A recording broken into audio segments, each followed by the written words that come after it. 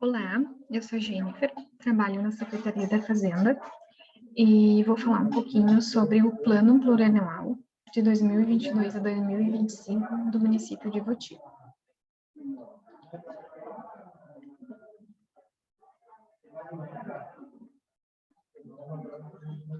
Então, o que é o PPA? O PPA é um instrumento de planejamento de médio prazo, que compreende os 3 anos nessa gestão atual e o primeiro ano de mandato da próxima gestão. Então, totalizando um período total de 4 anos.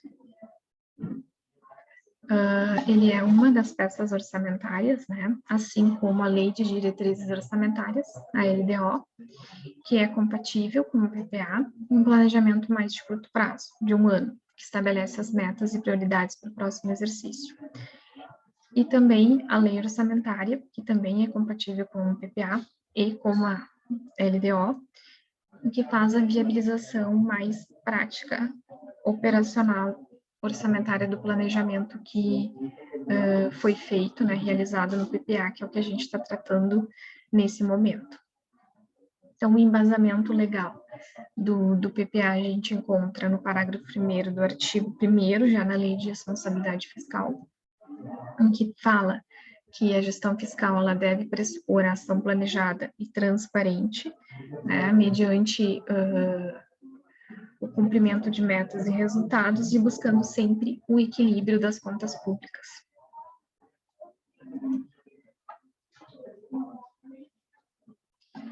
No artigo 165 da Constituição Federal também a gente tem ali o estabelecimento da responsabilidade do Poder Executivo em fazer a proposição, né, a iniciativa de projeto de lei do Plano Plurianual, né, e o Plano Plurianual ele deve refletir da forma mais real possível, né, mais próxima possível a situação econômica e financeira do município, né, evitando-se o encaminhamento ao Poder Legislativo de propostas com programas e ações que sejam inexequíveis e fictícias, devendo, portanto, fortalecer o princípio do planejamento.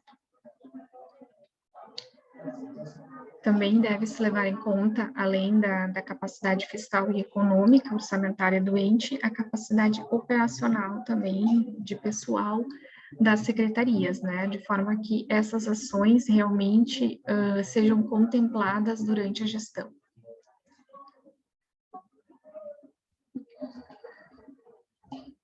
Então, aqui seria só um resumo, né, dos instrumentos de planejamento. O PPA, então, que vai compreender 4 anos, 2022 e 2025, tendo, então, uma dimensão mais estratégica, né, uma espécie de planejamento estratégico, muito próximo disso. A LDO, que seria considerada uma dimensão mais tática, e a lei orçamentária, uma dimensão operacional. Então, LDO e LOA são leis anuais.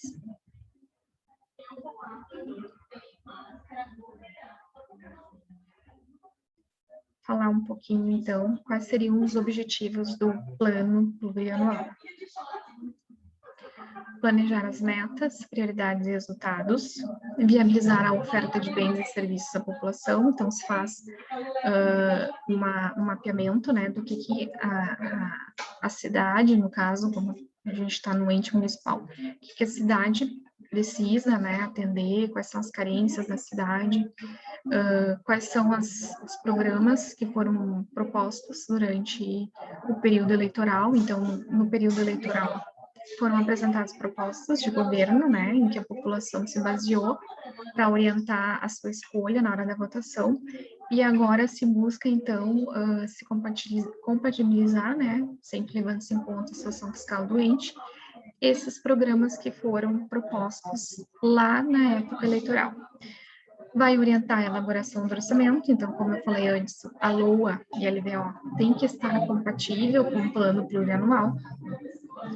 Vai permitir que a gente faça um gerenciamento e um monitoramento das ações, né? Então, vai ser um norteador desses 4 anos de gestão, integração com a política do governo federal e estadual, né? De forma que as ações sejam harmonizadas incentiva as parcerias com o setor privado, então é fundamental, né? A gente entende que o setor público e o privado trabalharem juntos para construir uma sociedade mais próspera e dar transparência às ações. Então, essa lei ela vai ficar disponível para apreciação e aprovação na Câmara de Vereadores e, posteriormente, né, vai ser publicado dentro do nosso portal da transparência, como as demais leis orçamentárias.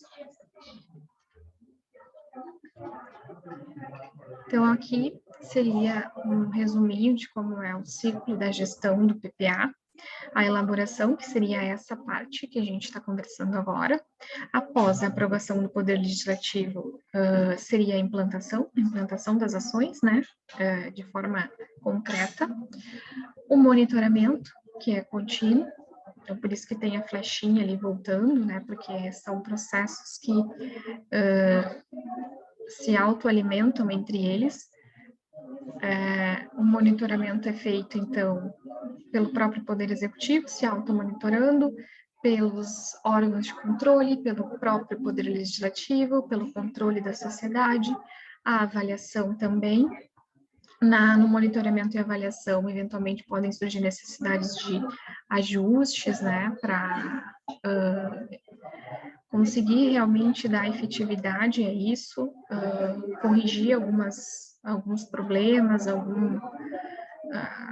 algumas adversidades que possam não ter sido identificadas no momento da elaboração, e com isso se faz a revisão para o aprimoramento dessas ações no PPA.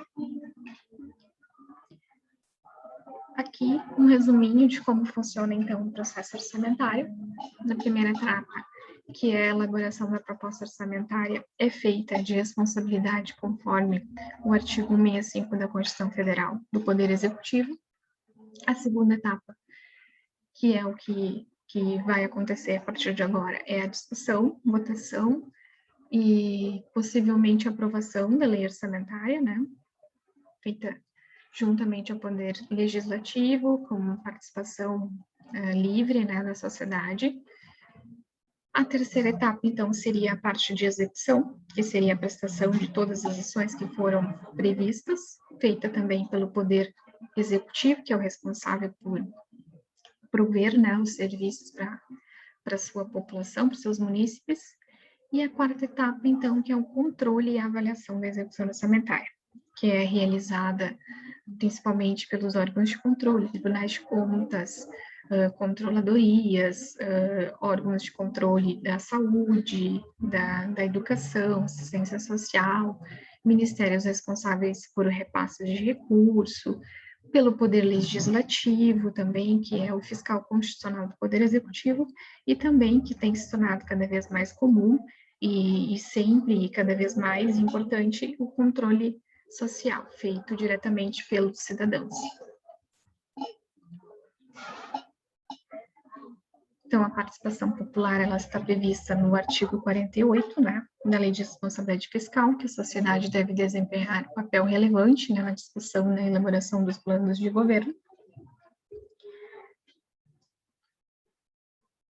E as audiências públicas, elas foram adaptadas em função da pandemia, feitas de forma virtual, como a gente está fazendo agora, né, visando a segurança, né, dos envolvidos, da sociedade e de todos.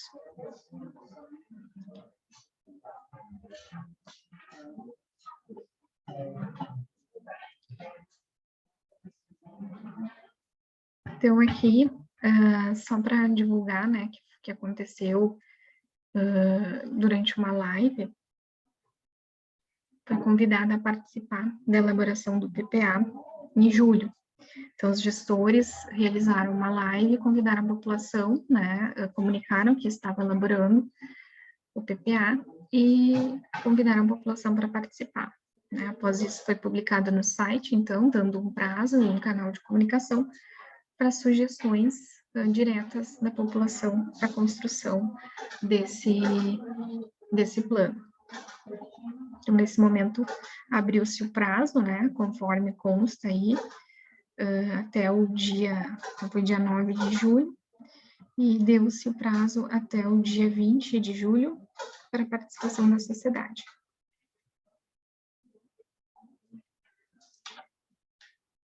Então, agora a gente vai falar um pouco acerca das estimativas financeiras visando, né, atingir o realismo fiscal. Então, aqui são os parâmetros que foram utilizados nas estimativas das receitas e despesas. É importante mencionar que o PCA e o PIB, que são índices oficiais, eles foram extraídos do relatório do Mercado Focus de 6 de agosto de 2021. Então, esses parâmetros, eles variam, né, conforme a data de base que foi retirado os índices. Aqui seria um resumo, né, conforme o inventário da receita do TCE, de cada receita principal, do que foi previsto, conforme aqueles parâmetros, e a média da arrecadação dos últimos 3 anos. Chegamos a um total de arrecadação para o ano de 2022 de 112.420.000, sendo que para o RPPS seriam 18.420.000, 9 milhões da autarquia Água de Voti, 85 milhões para a prefeitura, tá? E assim sucessivamente para os próximos 3 anos ali. Então, aqui a gente tem o total, 112.830, 115.810, 117.130, sendo aqui detalhado de qual ente se refere o valor, né, que totaliza esse montante.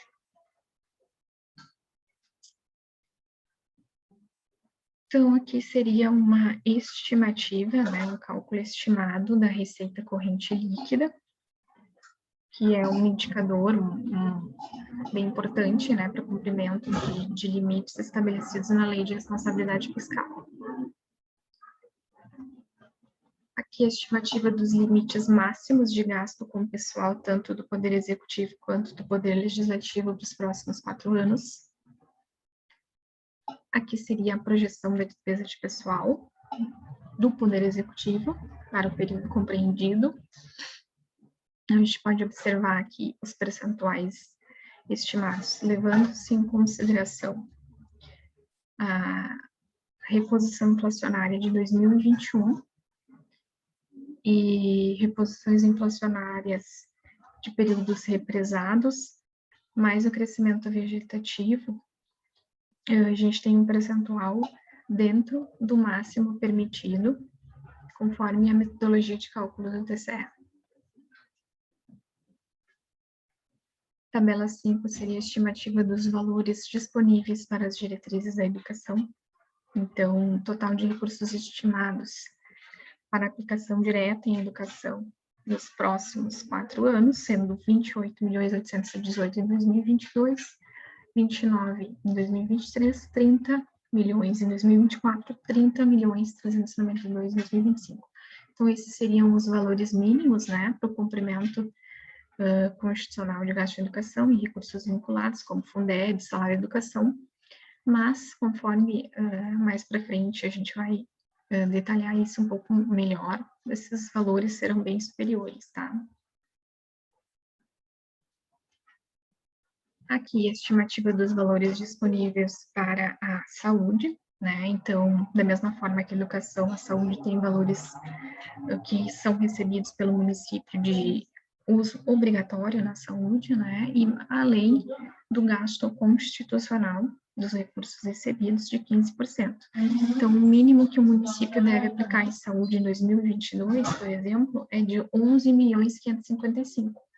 2023, 11.719.000 e assim sucessivamente. Assim como na educação, na saúde também, né?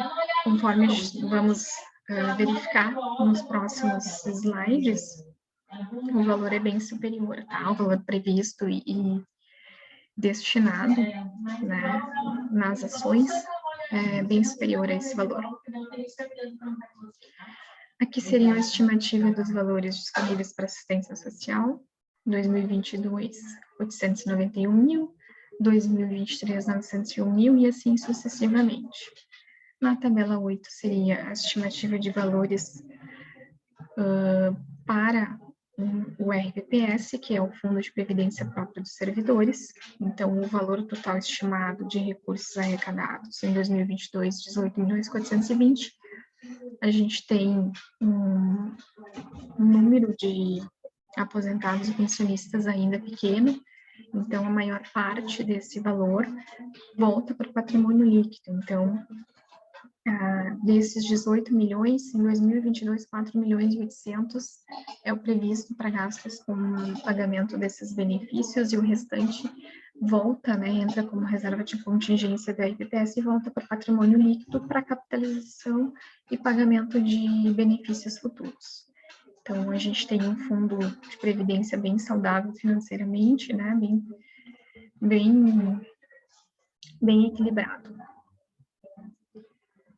Tabela 9, então, seria uma consolidação com avaliação global dos valores disponíveis para objetivos e metas do PPA, que não são vinculados, né, à educação, à saúde, assistência social, IPPS, poder legislativo e a outra que é a água de Voti.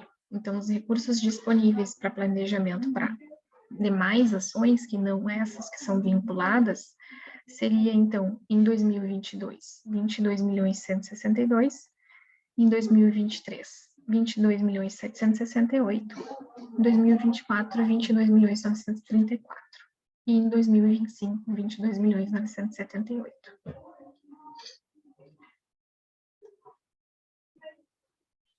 Então, após a previsão orçamentária e financeira, né, da estimativa de receita que vai ser arrecadada nos próximos 4 anos, foi feita a estimativa das vinculações obrigatórias de recursos, né, como foi demonstrado em educação, saúde, assistência social, RPPS, a projeção dos cumprimentos dos limites legais com gastos de pessoal, né, visando sempre estar atendendo a esses limites, e projetou-se também os valores necessários para os próximos 4 anos para encargos, né, como impostos que o município tem de responsabilidade, como o PASEP, amortização de dívida, né, valores que já estão comprometidos com fornecedores, amortização da dívida atuarial, que tem um valor substancialmente grande, assim, no orçamento.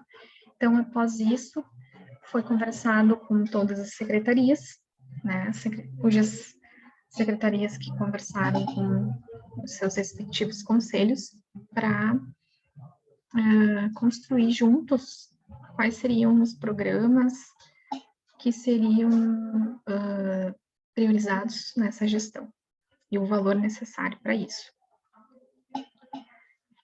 Então, esses são os 21 programas que serão executados nos próximos 4 anos. Lembrando que cada programa é composto por ações, né, necessárias para atingir os objetivos desse programa. As ações, por sua vez, elas são estruturadas na forma de atividades ou projetos ou operações especiais, que seriam encargos, né, que não são propriamente ações. E os seus respectivos valores anuais. Então, aqui tem um resumo dos programas. No projeto de lei tem um detalhamento, né, de todos esses programas e o que compõe cada programa, quais ações que compõem cada programa, com o respectivo objetivo de cada programa. Então, aqui para conversar um pouquinho sobre algumas ações, né, de cada secretaria. Aqui no gabinete a gente tem repasse a entidades, que seria o programa Ivoti Segura, né, que a gente tem um convênio com a Concepro, que faz a vigilância da cidade para manter a nossa cidade segura.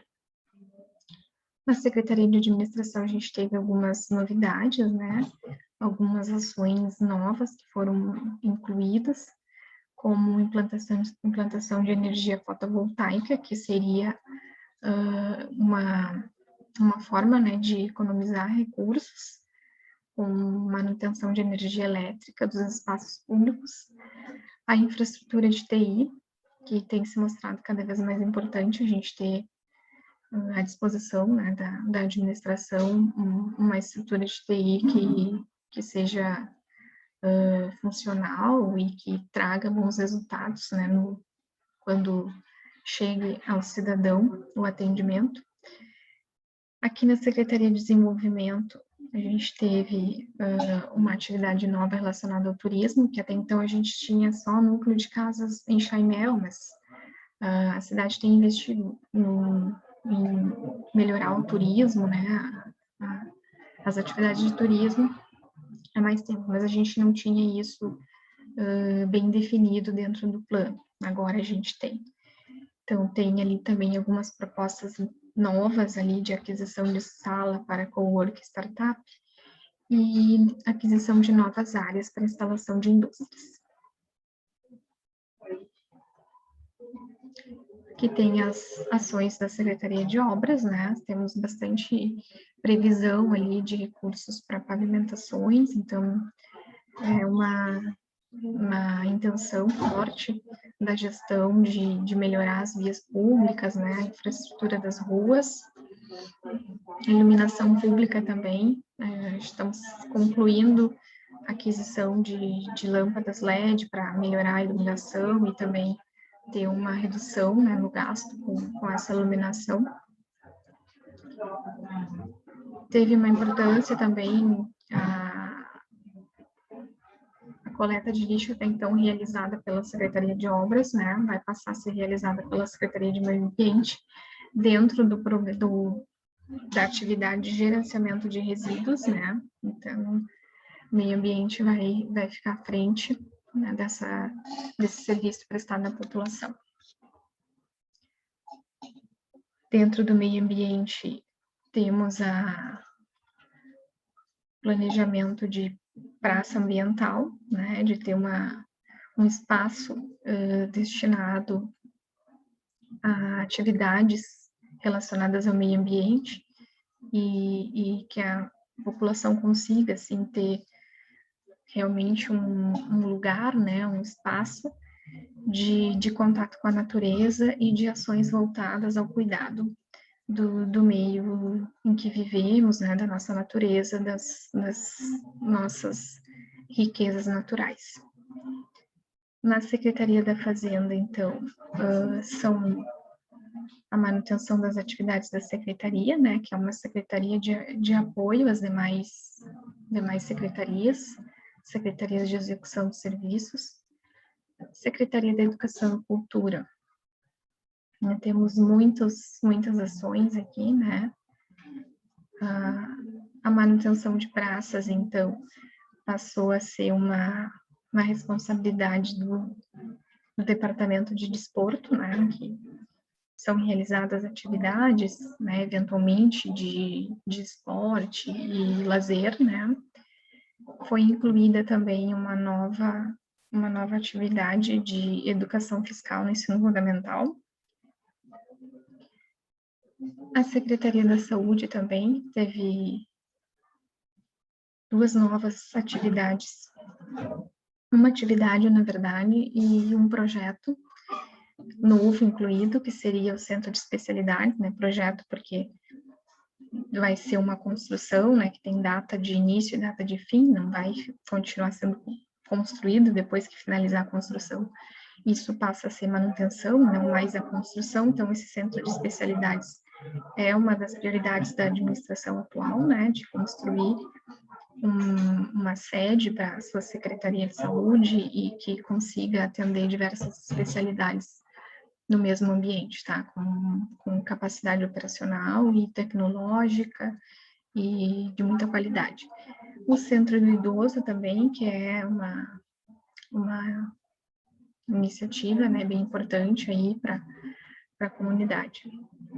Então, com isso, a gente tem um total geral de ações de 83.696.000 em 2022, com uma reserva de contingência para eventuais imprevistos e até algum problema na estimativa das receitas, né, algum problema que não tenha alcançado aquilo que foi estimado, de 1.304.000, totalizando, então, os 85 milhões que foi previsto para a Prefeitura Municipal.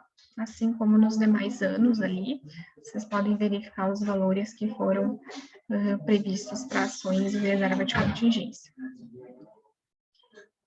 Essas são as ações do RPPS, que é basicamente o apoio administrativo, que faz as atividades que são necessárias ao bom funcionamento do Fundo de Previdência, pagamento dos benefícios previdenciários, alguns encargos que, eventualmente, o RPPS tem responsabilidade pelo pagamento, e a reserva de contingência, que, como eu já tinha dito, é aquilo que, né, descontado todas as eventuais pagamentos de benefícios, eventuais encargos que o RPPS tenha, é aquilo que fica para voltar para o patrimônio líquido e ser capitalizado para pagamento futuro de benefício.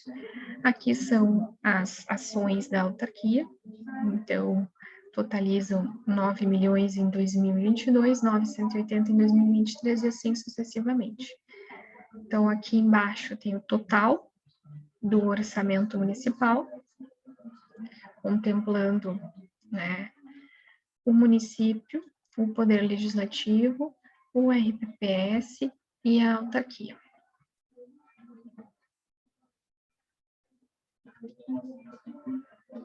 Então, um PPA completo, com todas as tabelas que eu demonstrei aqui, e anexos, alguns anexos que não foram apresentados aqui, que são mais extensos, mais detalhados, foi entregue à Câmara de Vereadores, né, para apreciação e aprovação. Então, nas próximas sessões serão realizadas discussões acerca da proposta elaborada pelo Executivo. A população, ela pode participar desse processo, né, pode e tem todo deve participar, né, tem todo o interesse nessa participação, buscando tornar os objetivos e metas das ações do governo mais assertivas e transparentes. Então, participe. No dia 9 de julho, como eu demonstrei antes, a administração disponibilizou um canal de participação direta dos munícipes com sugestões de ações para o PPA. As sugestões recebidas foram incluídas dentro das atividades existentes, sendo criadas as atividades Centro do Idoso e Educação Fiscal, ações sugeridas na participação popular. Eu agradeço muito a atenção de todos, eu espero ter contribuído para a compreensão e para a transparência desse processo tão importante para o município, e espero que vocês participem da discussão na Casa Legislativa. Eu sei que eles fazem as sessões de forma virtual, então quem puder, quem tiver interesse em participar, é de grande valia. Muito obrigada.